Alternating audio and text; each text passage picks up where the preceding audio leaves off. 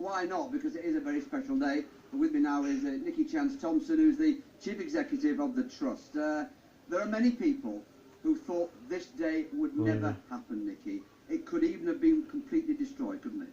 It could have been in the 1970s, Harry, but fortunately it's still here after 200 years.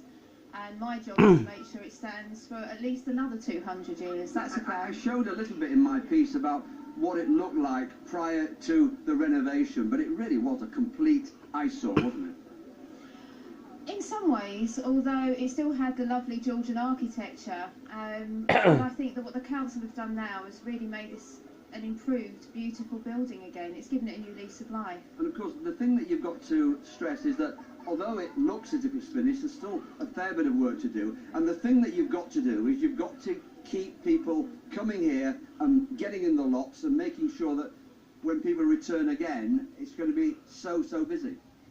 That's right, that is a challenge, and that's why we are going to be investing heavily in a big events programme. We're going to have at least 3 major events a year, including cinematic screenings, rock concerts, and the challenge for us now is to sustain this interest in the Peace Hall. And of course, that in itself is a bit of a challenge for you, isn't it?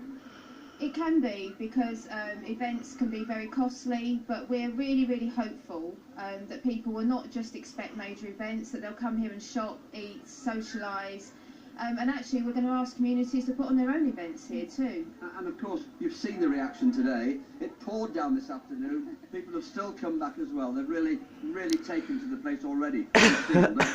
Definitely. I mean, figures are around 18,000 people came to Halifax today. Food ran out in Halifax, the banks ran out of cash. I mean, just phenomenal.